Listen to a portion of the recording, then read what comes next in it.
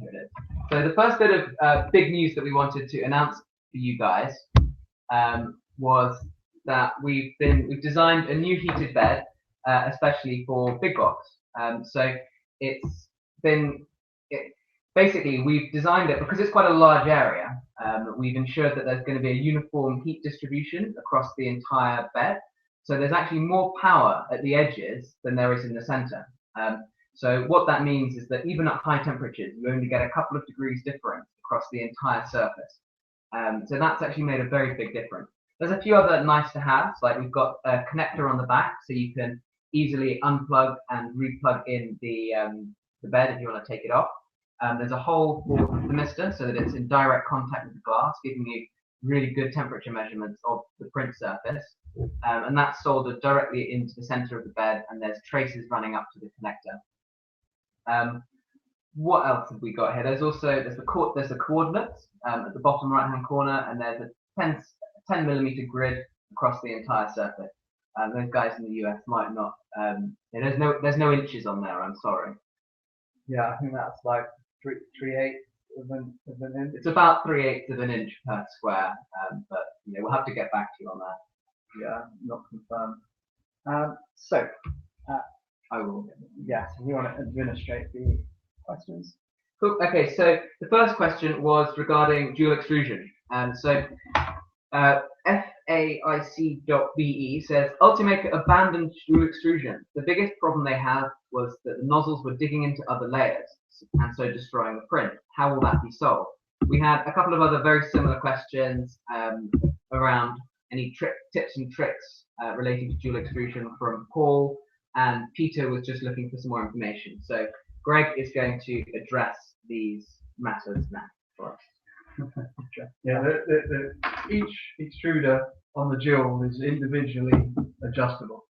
We've got rubber rings at the top that can be compressed with some grub screws so that you can adjust them and get them perfectly aligned. So there really shouldn't be any interruption of the other layers or any problems from it. And because the rubber at the top is quite heavy set rubber and you're applying a lot of compression, it's all very constrained, as well as having set screws, means you get a really quite fine adjustment on the ability to adjust the Z height of the hot end in its socket. So it's actually and extremely rigid as well. It's more rigid than I was expecting. So next bit of the question. So the next one was regarding the single head. If you want to increase the build volume, are the designs going to be available so that you can change it? Absolutely. BigBox is open source. All of the designs will be available online so that you can download files, you can make changes, and you can go ahead and make it as you want. All of the 3D files are done in 123D design, and all of the 2D files are in Illustrator. So what is the total mass of the gantry with the two extruders? So the total mass of the, not the gantry, but the actual print head, which is the more kind of pertinent thing to know about, is around 1 kilo, which is a bit heavier than we would like, and we're trying to trim some fat away from that. We were concerned, as well as some people who raised concerns about deflection of the bars. However, actual empirical testing shows that it's not really that much of an issue at all. We're still able to get full, surface contact when you're punching down that first layer, and testing it with a dial gauge for deflection.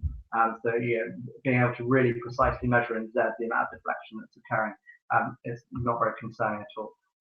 To get you some numbers, especially after we've trimmed some fat, but even as it is now, we're able to get proper dual extrusion printing with prints all over the bed. And so PS asks if we have any samples of the dual extruder in action. So we have a few sample prints here.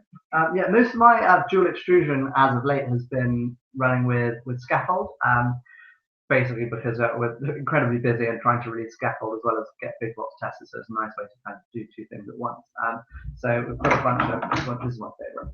So this is bearing, ball bearing, ball printed in place, suspended in midair, printed with supporting to show off dual extrusion, and they're not the best way to show you guys the capability of dual extrusion. It's just kind of what we've been up to because it's what we've kind of had time for with other things. Wasn't expecting so many people to be kind of banging still asking for how dual extrusion test prints are. So I will go back and get on the dual extrusion machine and print some of those, much more impressive dual color dual extrusion things rather than just going with the soluble support material, which, although very, very cool, doesn't really show you what you want to know about dual extrusion. So we will get that fixed and we'll get some nice high resolution images up to you very shortly. Cool. So the next question was from Richard Barbosa, who asks, what is the actual build/bed print size for the dual head versus the single? So obviously the single head design covers the entire build area, but the cross section between both hot ends loses you 50 millimeters, 25 on each end. This is a hard one to explain. I think we'll have to do a diagram for that. Trevor says the dual assembly looks massive. What kind of speeds have you been able to max out with it? What is the weight of the dual extruder assembly? We've covered the weight, but regarding the speeds.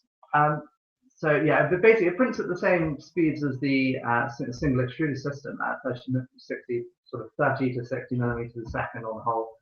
We use kind of a 30 easy going for external perimeters and pop it up to 60 on sparse infill and the like. Due to a bit of extra weight, we are using slightly lower acceleration, so that things remain kind of more consistent. But it's important to kind of remember that absolute top speed of the motion system of a printer is pretty much irrelevant to the actual usable print speed, and this is a big misconception that people kind of get in their heads about a number. Really, the print speed of actually producing objects is largely governed by extrusion base limits, not motion system base limits, which is why we see the same kind of print speed between one extruder systems and dual extruder systems. So our design asks, how long does it take to laser cut a big box? Short answer is about 2 hours. We've got 4 separate sheets per machine. The longest one's about an hour and a half, an hour and a bit, hour and 5, and then the others sort of fill up the rest of the time. Obviously there's a few minutes between swapping out each sheet, but it averages out about 2 hours.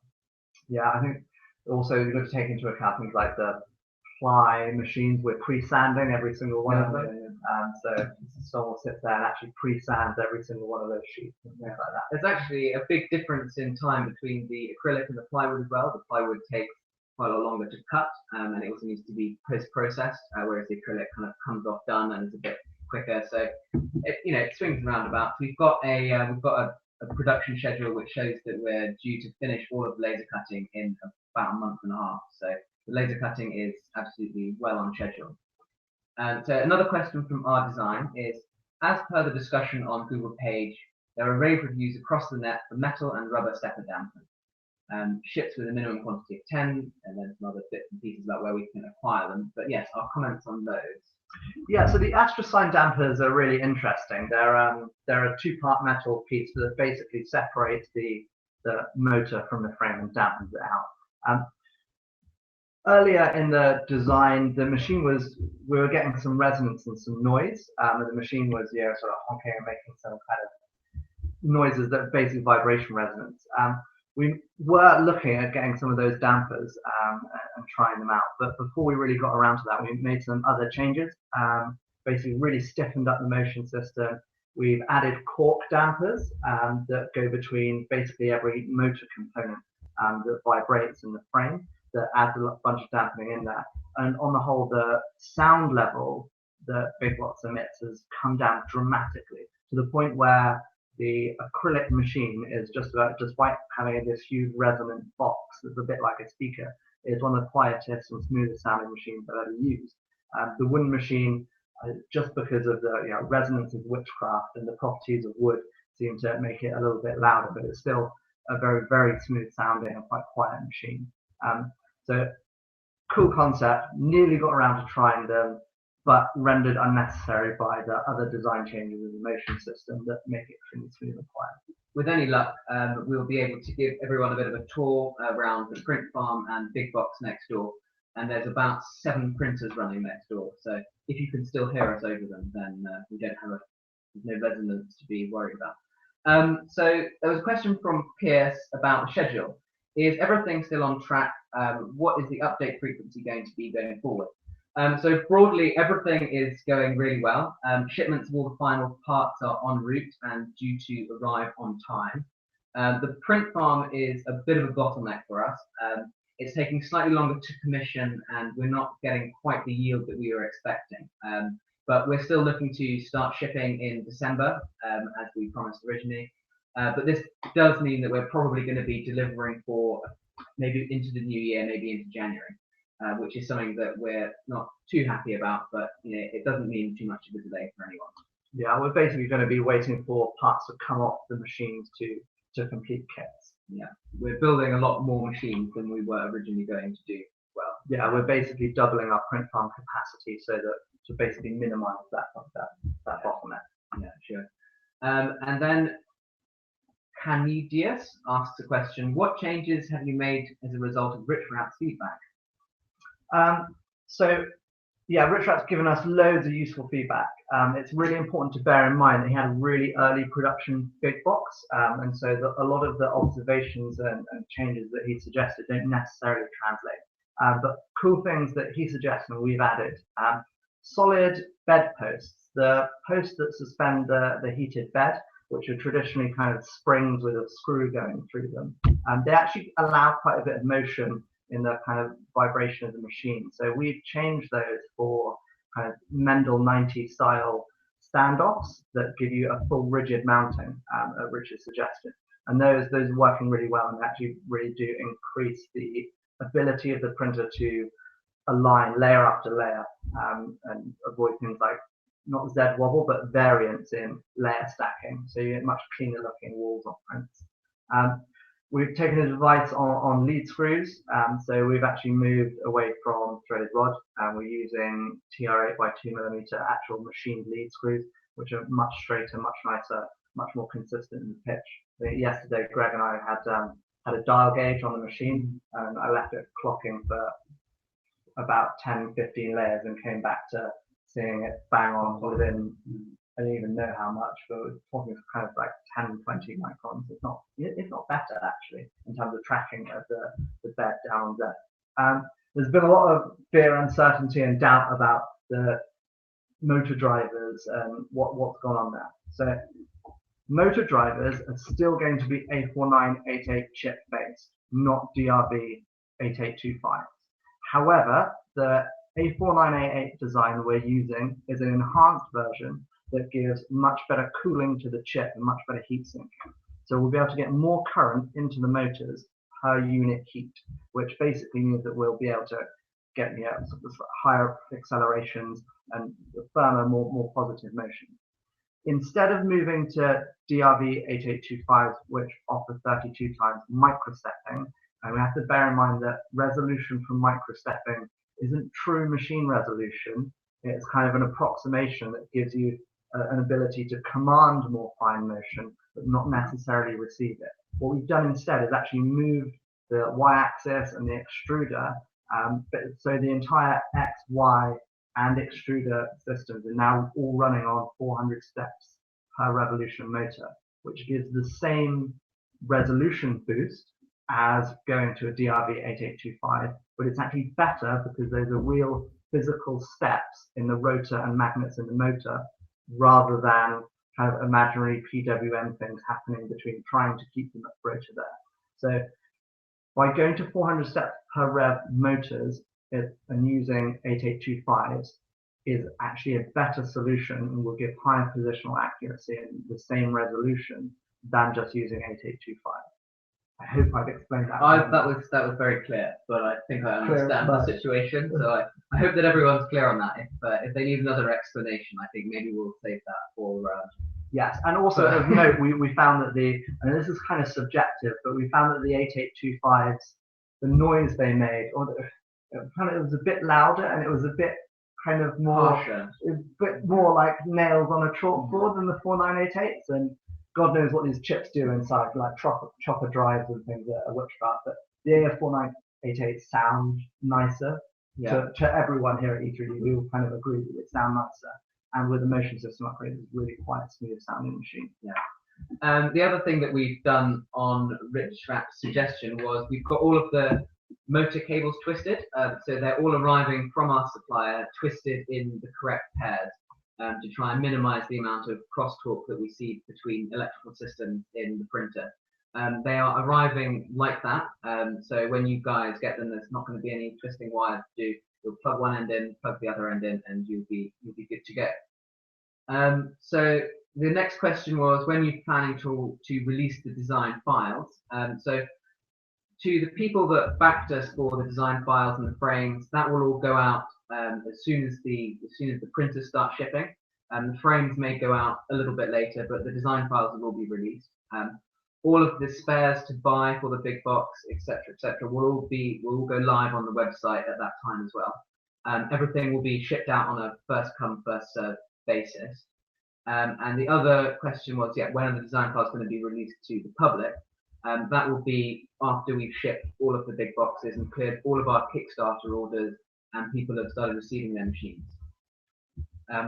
With regards to ECA's question, you said in your interview that you will not be doing a small box or a bigger box, but a better box. Will the improvements be compatible with the current big box, or was that just to say that you will continue to improve on the design of the current printer? So Greg's going to answer this one. We're going to stick with the big box, but we're going to keep developing it for the future, building more into it, updating it, keeping it relevant. In the long term, yes, we're looking at possibly doing the V2, but for the time being, we're sticking with the V1, expanding it and increasing it, bettering it. And stuff like that. Yeah, I've seen you sitting around with I have seen Greg looking at lasers and DVD diode lasers there wistfully back from his little box and microslice days. So yeah, there are things in the works. Yeah. The other good thing about the little box and E3D teaming together is that we E3D now have a platform that we can release all of our new cool stuff on. So as and when E3D release new products, we know that we have a known platform that we can test on, and we can send out design files and people will be able to test all the coolest E3D stuff that we release going forward. So that's really cool for us, is to have that platform there that's tried, known, tested. In the future, yes, there will be a step change in design, but yeah, we're always going to be cautious of backwards compatibility. That's something that's been asked a lot as well. Then we had a question from Robot Cherry. Will certain unit types be shipping out before others, e.g. kits before assembled, printers, early birds, etc.? Basically, the plan is that we will ship products as they become available. We will, when we're making a decision between two identical orders, the first person at back will go out first. But at this stage, we can't necessarily promise that everyone's order will go out in precise back order. We'll get things out such that everyone gets their printers as quickly as possible. The way that we've organised, for example, our cutting schedule means that we're cutting some colours sooner than we're cutting other colours, so some things will be available first. We've got slightly limited workshop space, so as soon as things become available and are ready to ship, we plan on getting them out the door. We are going to try and honour the first come, first served and first in, first out, but that might not be possible all the way through, but we'll keep you updated on that. With regards to if there's anything that you need to assemble the big box that won't be included with the kits. Fal B also asked this, are we going to be able to check the build manual beforehand? So with regards to the build manual, we've already started it to a degree. It's kind of an internal document at the moment that we're using. Internal document, pieces of paper covered in scribble. But it's an internal document at the moment that we're using to assemble the printers ourselves. All this sort of guff, really. Absolutely, we will be including a tools required section at the beginning, and we'll publish it a good few weeks before we start shipping.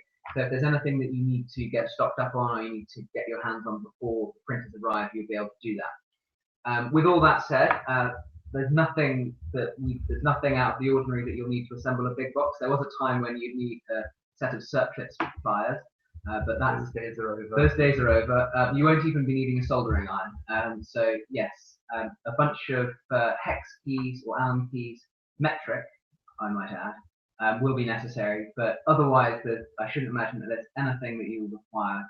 But we will be posting what tools you need bit in the documentation before the printers start shipping. Did we answer that fully? This is particularly relevant for any American compatriots who might not. This is Robot Cherry saying this is particularly relevant for my American compatriots who might not own 20 sets of metric hex wrenches. Hex wrenches. We don't have much sympathy. I'm sorry. Yeah, the Yanks, Liberia, and Myanmar will have to get with the program. You'll require some hex wrenches or Allen keys, as we call them. You won't need a lot. I think there's only about 4 types, so you should be able to get them off Amazon or I don't know, Lowe's, the hardware store, whatever they have over there. Newegg, I think. Newegg do computers. Do you have any recommended upgrades for those of us who are willing to invest more in our big box? So I suppose the biggest one for us as we run the machines 24/7 is the benefit of a Raspberry Pi. Being able to log into the web interface, upload a file, and let the printer sit there and manage itself is a massive improvement to the usability of the machine. Yeah. And being able to use multiple devices at once that are connected to the machine, so you don't have to have 100 USB connected. Yeah. 100 USB ports. I sit there at my desk when I've got a window of Chrome open with a tab of every machine in the build file, and I can just sit there and control tab through every single one, looking at the webcam screen. Yeah, every printer's fine, every printer's fine. Oh, that one's finished. Go refresh the page. Yeah, but if you're looking for hardware upgrades or you've already got the Raspberry Pi, the Jetpack offers you a really great selection of nozzles, and the Volcano is always a useful thing to have in stock. Our bottle opener, in fact, for these delicious beers is in fact printed on the Volcano. A repurposed shelf bracket. I think that the Raspberry Pi is the most useful and practical. I think the most fun and kind of out there for the enthusiast one is the Jetpack. Yeah. I suppose if you've got all of those, the next thing is hardened steel nozzles. And so we've seen a massive boost in popularity in these since carbon fiber loaded filaments or glass fiber loaded filaments have gained in popularity. So we've been selling quite a lot of these hardened steel nozzles. And so I think if you were considering printing the more exotic materials, then a hardened steel nozzle or two might be another useful upgrade. So, Peter, or PTER, what about the driver's issue? You choose the A4, I think we've covered that. Yeah, this is the whole driver resolution motors affair. Yeah, we've covered that. Chris Toast asks if we're getting any sleep these days. Now, as Greg, the gentleman who does the most hours among us, getting in at 7 o'clock in the morning, and time is it now? Yeah. Do we get any sleep? No. Yeah, I think Greg runs the early shift until pretty damn late. I get in a bit later than most other people, but I stay here until longer than me. Yeah, I stay until about 10 p.m. 9 p.m., 10 p.m. most nights. So there's someone in 15 hours a day. There's someone in 15 hours a day. We're getting a lot, and even when we go home, I'm sure everyone is frustrated that we're online. Optoprint, watching the prints from home. I suspect that sleep patterns over the coming weeks, and as we build up to Christmas and December and try and ship these things out, will be changing, and we may be getting a bit less sleep. Anyway, that remains to be seen. We've just bought a new coffee machine. We'll be glad to know. It grinds the beans itself. Trevor asks, are there any incentives to pre-ordering a big box now on your site versus waiting until stock is ready after the Kickstarter fulfillment? This is, I kind of touched on this earlier, I suppose. Basically, we're fulfilling all the Kickstarter orders first, and we're getting things out in the order that's basically most convenient and most efficient for us, and therefore the greater good. We've already got a good few orders, and we've obviously only over-ordered to a certain extent. So there's looking to be about a 2-3 week delay after we finish the Kickstarter to get out the last order that we've received so far. So getting an order in now rather than waiting to the end could mean that you save yourself a few weeks or maybe even a month. So yes, there is an advantage in that. Yeah, time, basically. Halvard says, since the printer is teamed with Simplify 3D, do we get an FFF file to import that already have all the settings made? Yes.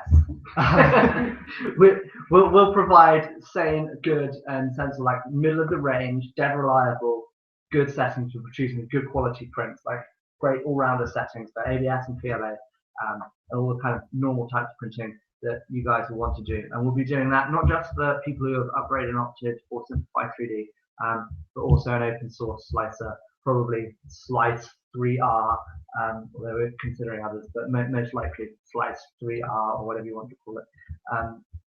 So those will be up. They'll be kind of the official reference sort of ones that you can use to start and edit. Also, kind of in the same question, was rolled in that will there be a place where we post, feed rates for different filaments, and obviously we stock and use a lot of weird filaments and stuff like that. Yes, we will try and get us up probably a forum or sub-forum for material experimentation and settings and things like that.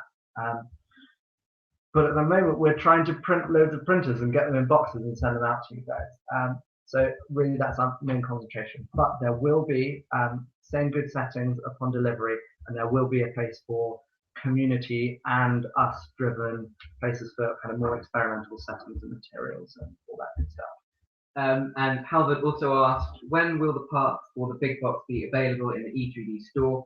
I think I answered that briefly earlier. Basically, we'll get all of those up as we start shipping. And again, there's a limited number of components available, so if there's a stock issue, of course, priority will go to our backers. And again, what date will files for the big box be released? BOM, manuals, STLs. So manuals and the parts will be available when we start shipping.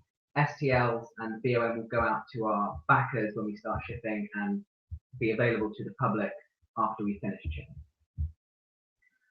I think that was it from the questions. Now we're just refreshing the forum. No one seems to have posted anything about questions about.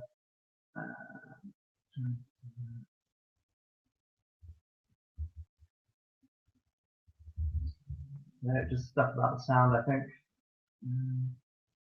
We're really sorry about the sound, by the way. That was really awkward. We sat here talking about AIS, which was an interesting conversation while we were waiting for everyone to come online. AIS is the shipping tracking system that tracks all sorts of boats. Yeah, it's a network that basically uploads boats' positional information to the internet, which is that website, Marine Traffic, I think it was, that can allow you to see the current location of all of your motors and power supplies, currently in the South China Sea, and I suspect we won't hear from it again until it comes somewhere near the Vietnamese coast. But yes, anyway, so there's no more questions on the Big Box forum. There's a couple coming through on the. Our designer's just saying that he's really excited. We're very excited too. For a dual head order, is a single head also possible, i.e. the dual head a separate item in the box? Oh, that's a good question actually. No, the dual head machine, the extruder 1 and extruder 2 are actually the same part merged together, which allows us to pack them really tightly. Like a tweeter or some such. So no, if you've purchased or backed for a dual machine, then you can't build it up as a single machine.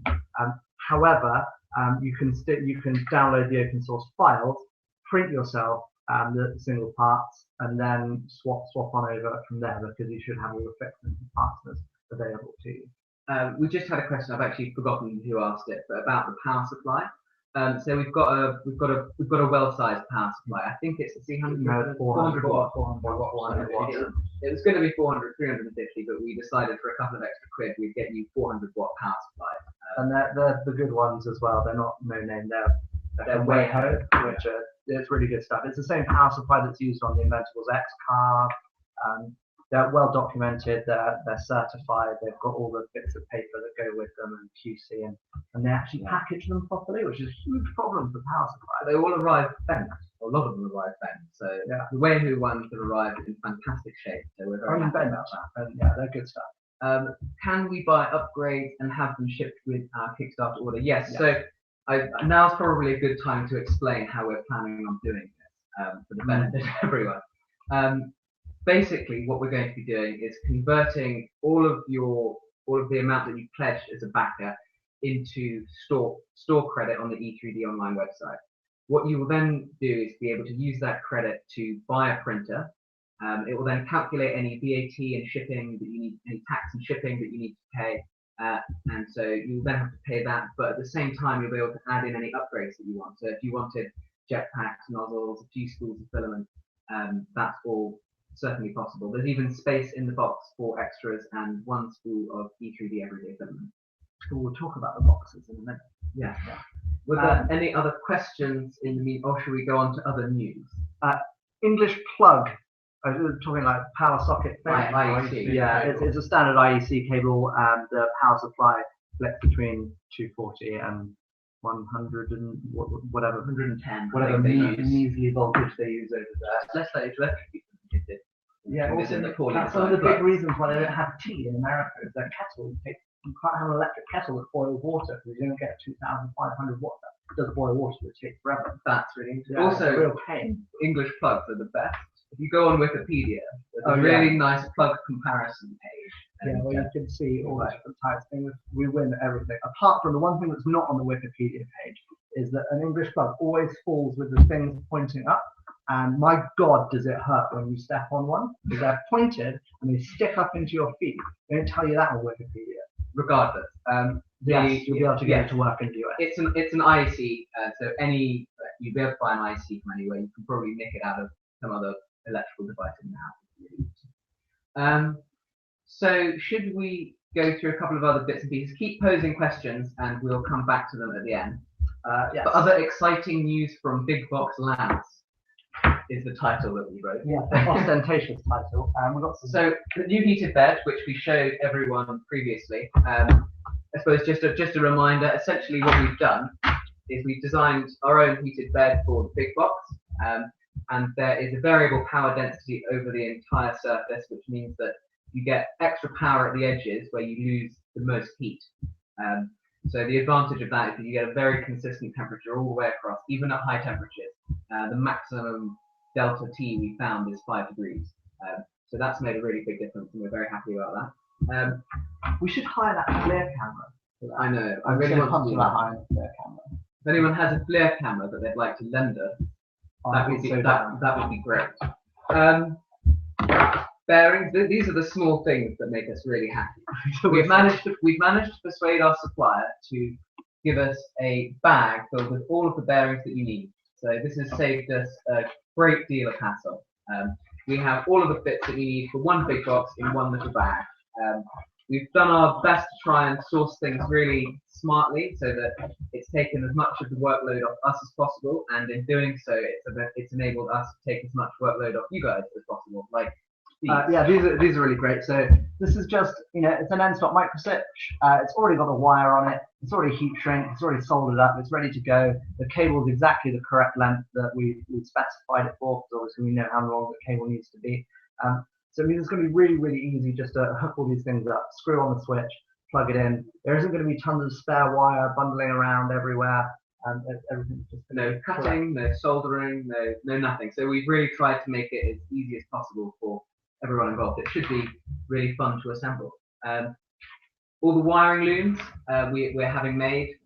So all of the connectors which link. This is actually a dual PT100 connector. So these go into your two PT100s. This is the supply end, and this is one of the sensor inputs. So these go into the A to D input. Obviously, this isn't as long as the real one would be. The one would be 1.7 meters.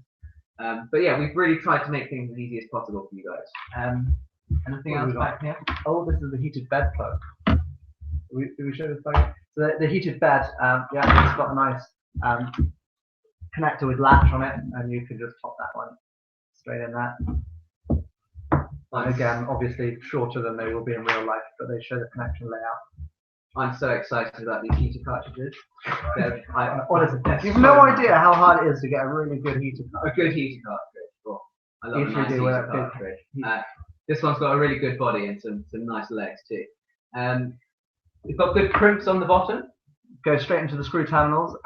Again, the reason why we're getting custom heater cartridges rather than using E3 standard heater cartridges we've got thousands of, is BigBox being a bit bigger requires an extra bit of cable length. So our normal heater cartridges are 1 meter, whereas these are 1.7 meters long, which again means you won't have to splice cable, you won't have to terminate the ends. undo it, put it in the hot end, screw it into the board, done. Why the yellow, Greg?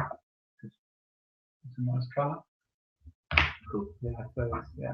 It's given the option of what colour do you want. You have blue, red. Well, yellow. Yeah, Why not? Yeah, on brand. Big box yellow. Yeah, big box yellow. Yeah, perfect.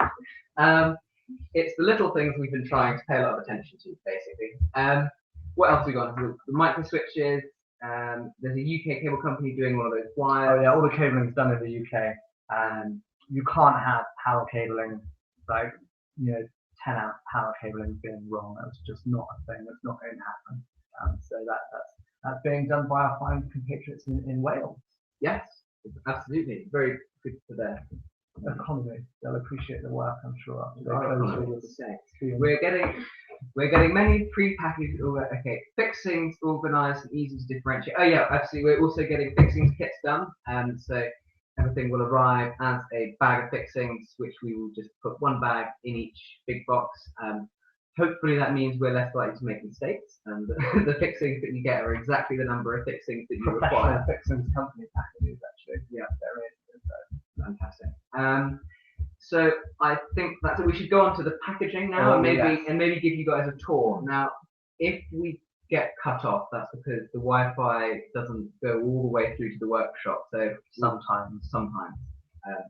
Claire, do you want to do the packaging? No, you can show them the packaging. Claire doesn't want to be on camera. Claire is one of the unsung heroes. We're just going to put this here before she runs away. Claire is one of the unsung heroes of E3D. Claire maintains a website. Claire does Twitter, which I completely don't understand and can't use, but bless her. It's fun apparently. But she's amazing. The packaging, she's done all the packaging. She understands this. She manages all the rates, the FedEx. How are we going to do? I don't know. I think I should just leave it here. Yes, we'll pick up we'll go on tour. I've got lots of battery. We're unplugging. So this is the big box. Big box. This is custom packaging. So this is your power supply here. This is where your filament can live, so you can have a spool of filament if you want. Motors, fixings. This separator here keeps all these boxes in order while it's in transit. And then if we take all these bits out, you come to the frame.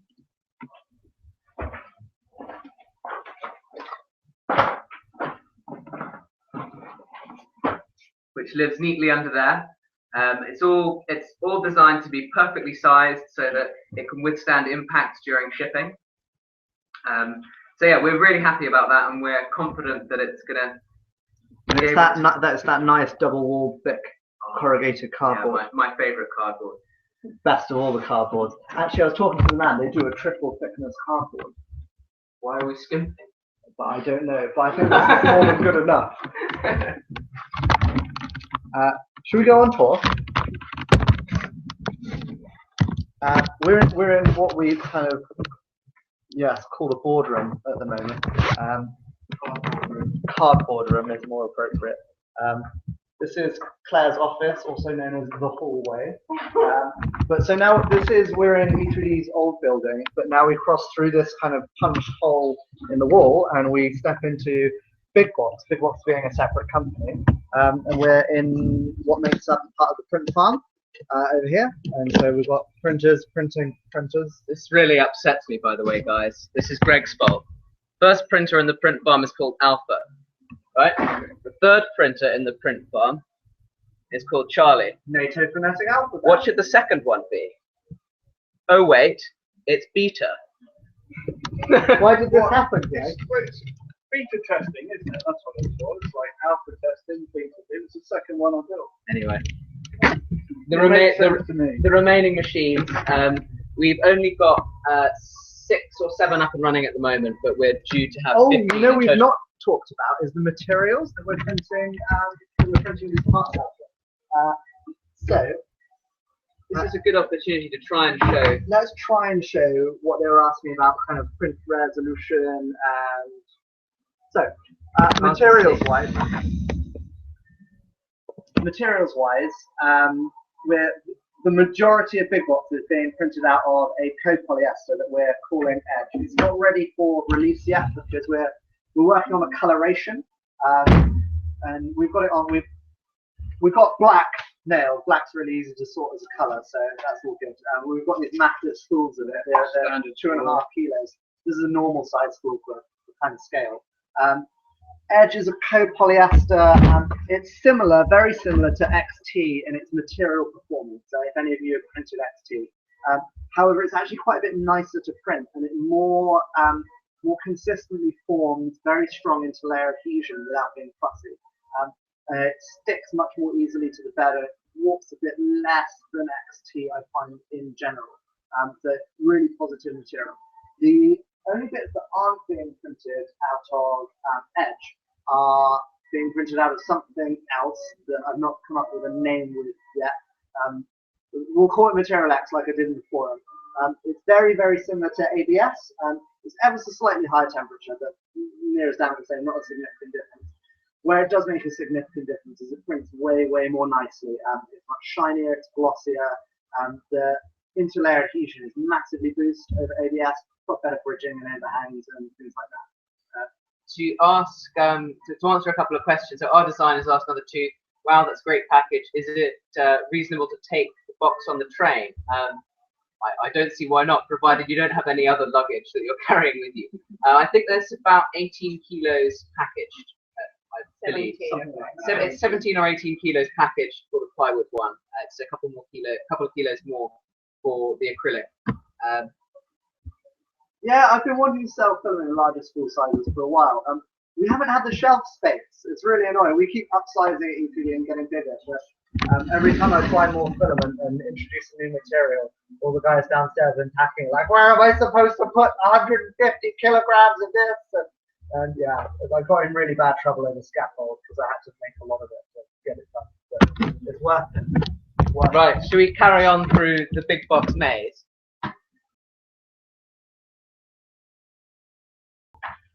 How much for a big spool of Edge? They're not for sale at the moment. I don't know. I'm not sure yet. It will be in the same region as the standard other film. It won't be ridiculously expensive. Edge is a bit more premium than ABS and PLA, but not by much. We're talking like a 10% increase, and there should be economies of scale when we're talking about it's 2.5. Not according to anyway, I hope we might be back in the room. We appear to still be live. Tim Elmore says the stream dropped, and there's actually a whole bunch of other questions here, which we'll be looking to. Good, but yeah, it's slightly premium material, but it's not expensive. Are you using stock Marlin firmware fork version or completely custom firmware? It's Marlin. It's one of the latest development branches. We're obviously configuring it heavily, but there's not a massive amount of change to it. It's more just customizing it a little bit. Yeah, so it's Marlin for all intents and purposes. Obviously filling it with it to get it exactly to what we want the big box, but it's not really appreciably forked or modified or altered. Trying to keep it as basic as possible and do all of the fancy stuff exactly in the slices. And it means we shouldn't lag behind the Marlin repo and additions. There's so much development that forking off doesn't really make good sense. There's a couple of other interesting ones here. So what will a backup bed cost? We won't be able to tell you that at the moment, but I would imagine it's in the region of about £15. I think it'll be around that. We've not done the numbers yet, but it'll be in that kind of order. This is now a while ago. Sound now works.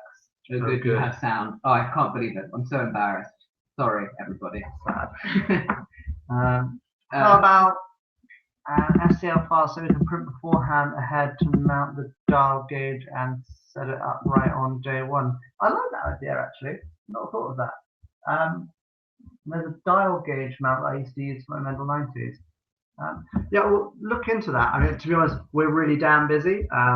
Perhaps we'll have a reward for, and this is something we've been mulling over in our heads, is basically posting bounties. So we might have a bounty section on the Big Box forum, where little things like a dial gauge holder that a user would be more than willing to, more than capable of producing and contributing. If it's something that we want to see, we'll back that up and support our community in building cool modifications by offering store credit and rewards and so on and so forth. You know, this is a machine that we want people to go out and change, and not just, you know, passively allow that, but we want to actively encourage it, and we, you know, putting our money where our mouth is on that, and we will be providing bounties, I hope, in the coming future. On Halvard Boss's comment, does that mean I can change my pledge from a frame only to a pro kit in November and still get a good price? That does mean that you can do that. I'm gonna warn you at the moment, right now, though, it's gonna cause a bit of a delay. We're not necessarily going to be able to get your printer out at the same time as everyone else's, but I believe I'm right in saying, as a Kickstarter backing, you should be able to get the Kickstarter price. I'll need to confirm that though. Train questions, School of Edge, STL. Okay, well, there was apparently another one on the forum, which I will just look at now. We're really bad at the internet, I'm sorry. And The size of the power supply, we covered that. Power supply, the beefiest you can buy. and LEDs, no problem. I mean, the bed is it's about 2 ohms, which makes 24. it 24 volts, which makes it very I ran very the high It power. came in at about 250 watts. So, yeah, It's good stuff. there's plenty of power. Yeah, the LEDs aren't going to be a problem in the slightest. Anything else? Was there anything else on Google Plus? That is. PDS says, where are they reading the questions? Not here, apparently. Never mind. Yes, well, we're reading questions from anywhere that anyone is posting them, basically. Yeah, Hangouts is a little bit new to us, and it's slightly confusing because it's not the same. This is Hangouts on Air. I don't know what that means. Would you recommend printing straight on the print bed or coating the bed with anything else? Good question. Yeah, PLA will print straight onto the glass. ABS obviously requires a coating. There's about 1,000,001 tricks and recipes and old wives' tales about bed adhesion. 90% of the time, I use a glue stick. ABS, I use a glue stick. PLA, I use a glue stick. Edge, I use a glue stick. Nylon, I use a glue stick. And anything else in between. So yes, pretty much any old glue stick will do, and you get great performance. But with PLA, you can stick straight to the bed. Cool. Glass bed, that is. I think that's about it, unless anyone. Do we want to talk about the glass beds? Getting glass to be flat over a 300mm by 200 lens is surprisingly hard when you're doing it, you know, toughened and all the rest of it. Good accuracy. Yeah, and we've gone through 5 suppliers to get good stuff that's both strong enough and flat enough. We're now at the final road, and we've decided to just throw money at the problem and make it go away. We're working with people who make lenses out of borosilicate glass, who are, yes, more than capable. I'm going to have optical grade printing bed. Optical grade borosilicate mega glass. It's going to be amazing. What are we doing for the bed surface? I mean, it's going to be a glass bed.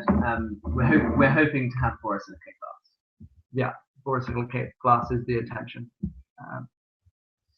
Cool. Any issues running dual volcanoes? Nope. No problem at all. Easy. Probably easier.